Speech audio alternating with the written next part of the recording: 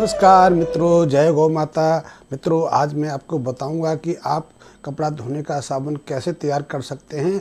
और कपड़ा सोने वाले साबुन को हम निरोल सोप भी कहते हैं, इसको ऑयल सोप भी कहते हैं। वैसे ऑयल और कास्टिक सोडा जो हैं वो नहाने वाले साबुन के भी बेस हैं, कपड़े धोने वाले साबुन के भी बेस हैं।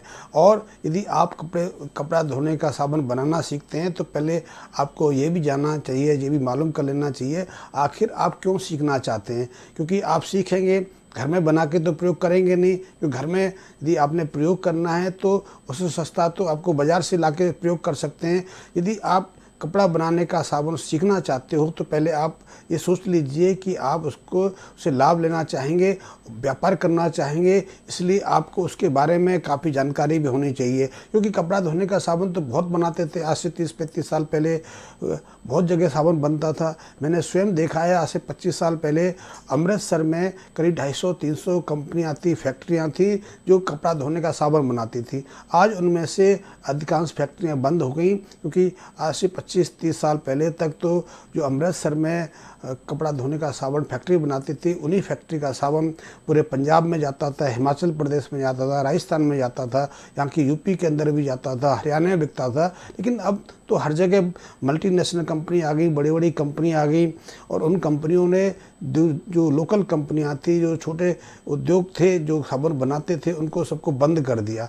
अब यदि आप इसमें दोबारा से आना चाहते हैं तो आपको पूरी तैयारी के साथ आना चाहिए, मार्केटिंग स्ट्रेटेजी को देख के आना चाहिए, मार्केटिंग प्लानिंग करने के बाद आना चाहिए, फिर इसमें आप कामयाब हो सकते हैं। मेरे कह देने से, समझा देने से आप उद्योगपति नहीं बन सकते। वैसे बहुत लोग सिखाते हैं, बहुत लोग कैंप भी चलाते हैं, 500 रुपये में कहीं भी जाके आप सीख सकते हैं। 500 रुपये तो वो लेंगे, लेकिन 2-3 हज़ार रुपये आपका जाने आने का खर्चा हो जाएगा, और आप 3-4 हज़ार रुपये खर्च करके जो सीखना चाहते हो वो मैं आपको यही बता देता हूँ। लेकिन मेरा बताने का उद्देश्य सिर्फ ये है कि यदि आप इस व्यापार में उतरना चाहते हैं, क्योंकि बेरोजगारी हमारे देश में बहुत है, बहुत बेरोजगार युवक, पढ़े लिखे युवक इधर उधर भटकते हैं, उनके पास ना तो नौकरी है, ना व्यवसाय का कोई तरीका है, छोटे काम वो कर नहीं सकते, और यदि नहीं करेंगे तो जीवन कैसे गुजारेंगे। तो यदि आपने जीवन में व्यवस्थित होना है तो आपको किसी भी चीज़ की जानकारी का सदुपयोग करना ना चाहिए, अन्यथा वो ज्ञान निरर्थक है।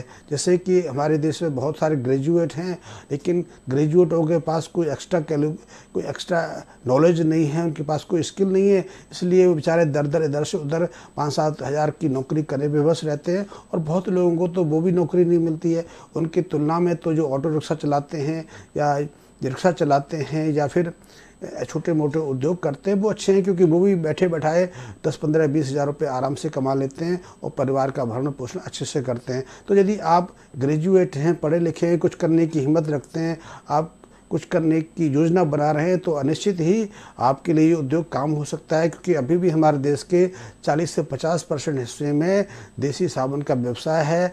गांव देहात में तो 50% लोग देसी साबुन का प्रयोग ही कपड़े धोने में करते हैं, यहाँ तक कि नहाने के लिए भी इसको प्रयोग करते हैं। क्योंकि देसी साबुन में एक गुण भी है जो मल्टीनेशनल कंपनियों के साबुन में नहीं है। पहला तो ये है कि जो देसी साबुन होता है वो किसी भी पानी में लग जाता है, अन्यथा आप यदि किसी कंपनी का साबुन लेंगे, महंगे से महंगे का साबुन का प्रयोग करेंगे, तो वो हर पानी में प्रयुक्त नहीं हो पाता, हर पानी में झाग नहीं दे पाता, ना लग पाता है। आपने देखा होगा कि नहाने के समय भी आप देखते हैं कि कुछ साबुनों के प्रयोग से और कई तरह के पानी में, ऐसा पानी हमारे देश के 60% हिस्से में है, यहाँ खारा पानी है, हार्ड वाटर है, ऐसे पानी में जब वो साबुन का प्रयोग करते हैं तो आपके बालों ऐसे लगते हैं कि जैसे उलझ गए, जैसे कि उसमें पक्षियों का जो नेस्ट होता है घोंसला जैसा बन गया, उसको सुलझाने में परेशानी आती है। स्त्री तो साबुन का प्रयोग नहीं कर पाती हैं। तो वो ऐसे जो हमारा क्षेत्र है, ऐसे क्षेत्र में आपका देसी साबुन आपको अच्छा लाभ दे सकता है, लेकिन उसकी स्ट्रेटेजी आपको बनानी पड़ेगी, अच्छी प्लानिंग बनानी पड़ेगी, और अच्छे रिजल्ट देने वाले साबुन का आपने निर्माण करना होगा। तो पहले मैं आगे बात बताऊं, कुछ जरूरी चीज़ें जो रहती हैं बाद में बताऊं, पहले मैं आपको बताता हूं कि आपने देसी साबुन बनाना है तो उसके निर्माण का, उसको तैयार करने का फार्मूला नोट कर लीजिए।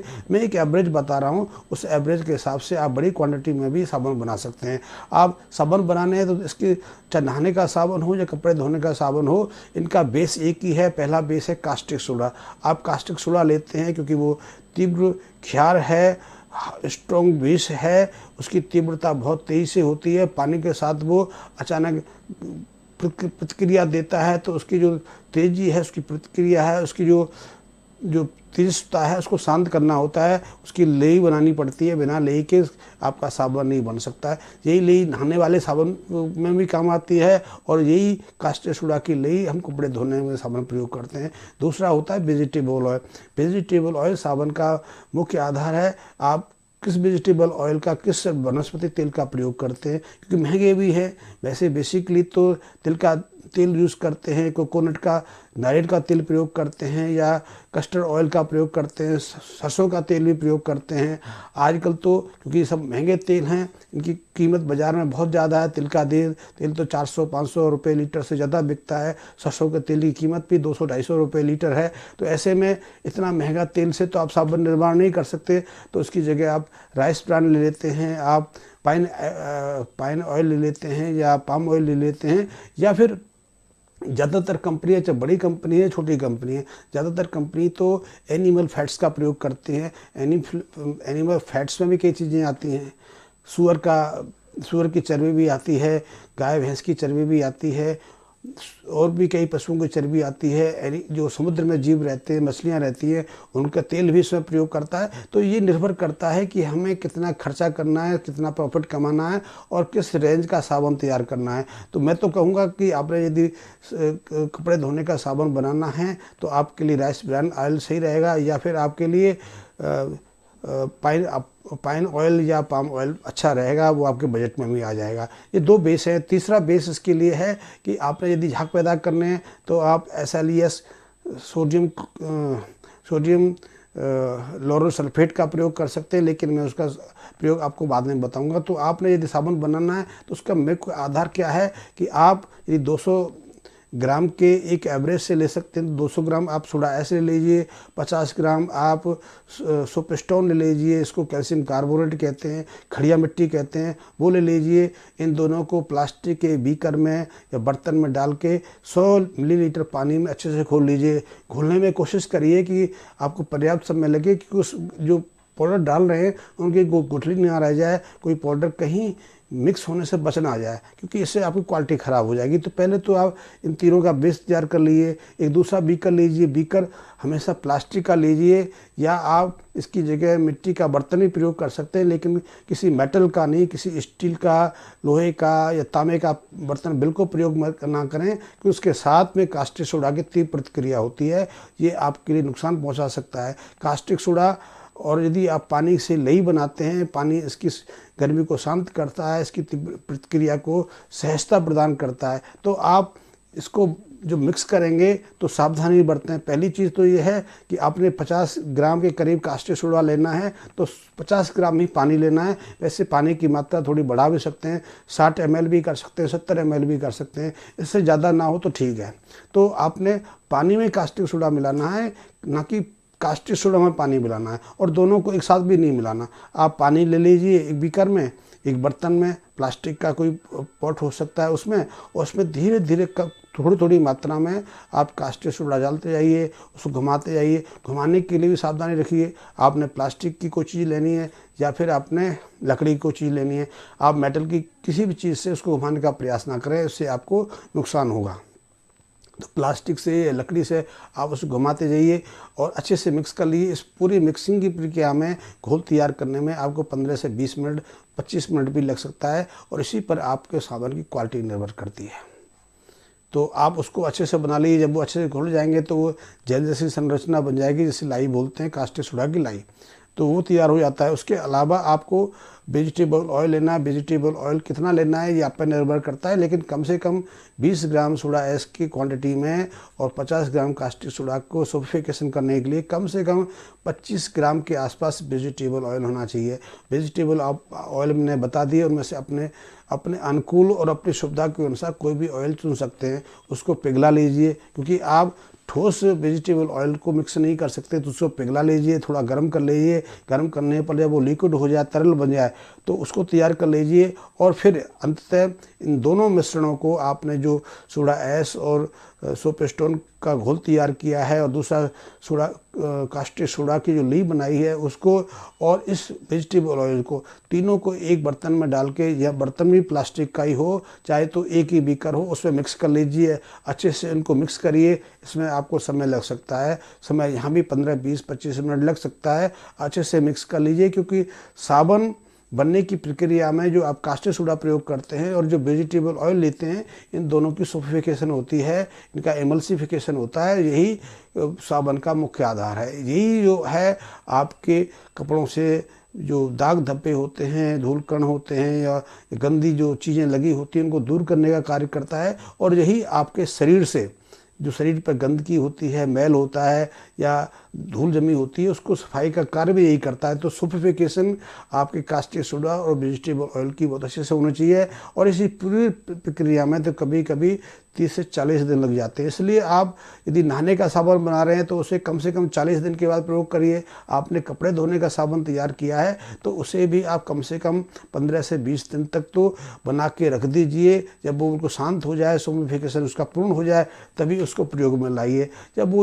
जब सोफिफिकेशन के बाद जम जाए तो उस हालत में उसकी आप टिकिया काट सकते हैं, टिकिया बना सकते हैं अपने साइज़ की, अपने वजन के हिसाब से टिकिया बना सकते हैं। और ये सोफिफिकेशन कर रहे हो तो उसमें अपने मन की इच्छा अनुसार जो आपको अच्छा लगता है वो आप रंग डाल सकते हैं, कलर डाल सकते हैं। कई कलर मिलते हैं। आप उसमें गंध पैदा करना चाहते हैं, सुगंध लाना चाहते हैं तो परफ्यूम से भी डाल सकते हैं। वैसे आजकल कंपनियां जो आधुनिक बड़ी कंपनियां हैं वो तो कई तरह के सरफेंट भी डालती हैं उसमें, कई और एक और डालते हैं सोडियम जो SLES होता है वो डालती हैं, सोडियम लॉरेल सल्फेट। एक वैसे ये एक हानिकारक रसायन है, लेकिन इसका बहुत प्रयोग होता है। कई तरह के सरफेंट भी डालती हैं। लेकिन यदि आपने अच्छी क्वालिटी का साबुन बनाना है, ये चीज़ें इनके बारे में जानना है तो आप तो स्वयं आइए, क्योंकि इसके बारे में चर्चा के बाद आपस में हम परामर्श करेंगे, गुफ्तगू करेंगे, तो ही हम इसके बारे में जान सकेंगे। साधारणतः जो मैंने साबुन बनाने की जो आपको प्रक्रिया बताई है, आप उससे बना के देखिए।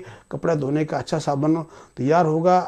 आप इसको खुद महसूस करेंगे। वैसे तो बहुत सारे आजकल लोग हैं जो देसी साबुन बनाते हैं, वो मैंने सोडा स्टोन का कहा है उसकी जगह मैदा डाल देते हैं। लेकिन मैदा डालने की प्रक्रिया मैं आपको नहीं कहूँगा कि आटे के जो मैदा होता है उसमें ग्लूटेन नामक पदार्थ रहता है। ग्लूटेन से आपके कपड़े खराब हो सकते हैं, कपड़ों पर दाग धब्बा पड़ सकता है या कपड़ों को प्रतिक्रिया हो सकती है। तो मैं उसकी सलाह नहीं देता। मैं आपको कहता हूँ कि आपने सोडा ऐश के साथ में जो सोप स्टोन है वही मिलाना है। तो मैंने जैसे पहले शुरू में कहा कि यदि आप साबुन के उद्योग में आना चाहते हैं, साबुन के बिजनेस में आना चाहते हैं, वैसे साबुन एक अच्छा बिजनेस है। यदि आप टॉयलेट सोप बनाना चाहते हैं, बाथरूम क्लीनर बनाना चाहते हैं या कांच को साफ करने की लिक्विड बनाना चाहते हैं, क्योंकि ये भी बड़ा उद्योग है, तो आपको कम से कम साबुन के क्षेत्र में आना पड़ेगा। और साबुन कपड़े धोने का भी चाहिए, नहाने का भी साबुन चाहिए। नहाने के साबुन की भी कई किस्म हैं,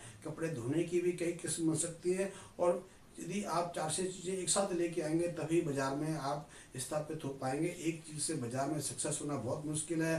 बाजार में बहुत कंपटीशन है। और फिर मैं वही बात करूंगा जो शुरुआत में मैंने किया कि यदि आपने सिर्फ ज्ञान इकट्ठा करने की जिज्ञासा है, आपको कुछ प्रयोग करने की जिज्ञासा है, तो ये आपके लिए ठीक है। लेकिन यदि आप अपनी योग्यता को बढ़ाना चाहते हैं, आप अपने लिए कोई रोजगार ढूंढना चाहते हैं, बाजार में स्थापित होना चाहते हैं, परिवार को सही से पालना करना चाहते हैं, तो निश्चित ही आप कोई भी काम करें उसके बारे में जानकारी लें। और बिना जानकारी के कोई भी व्यापार शुरू ना करें, अन्यथा आपको नुकसान होगा। मेरे जैसे बहुत लोग आपको ज्ञान देते हैं और मैं तो निःशुल्क जानकारी देता हूँ। मेरे घर कभी भी आप आ सकते हैं, किसी बात की जानकारी ले सकते हैं। किसी बात के अतिरिक्त जानकारी लेनी है या कोई शंका समाधान आपको करना है तो वो भी आप मेरे से कर सकते हैं। लेकिन बहुत लोग तो 500, 700, 1000 रुपये लेके आपको ये छोटी छोटी चीज़ें सिखाते हैं। और ऐसी छोटी चीज़ सीख के कोई मेरे समझता हूँ आपके लिए कोई उपयोग नहीं है।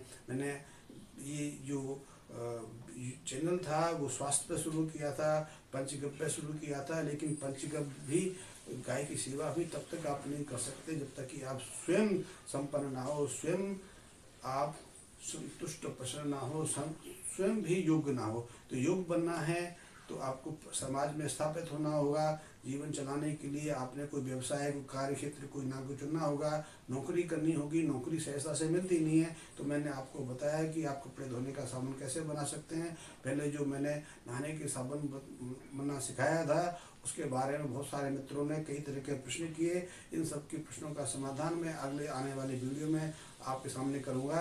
और यदि आपको मेरा ये विषय पसंद आया हो तो लाइक और सब्सक्राइब भी कर लें, चैनल को सब्सक्राइब करना ना भूलें और उसका बेल आइकन दबाना भी ना भूलें। धन्यवाद।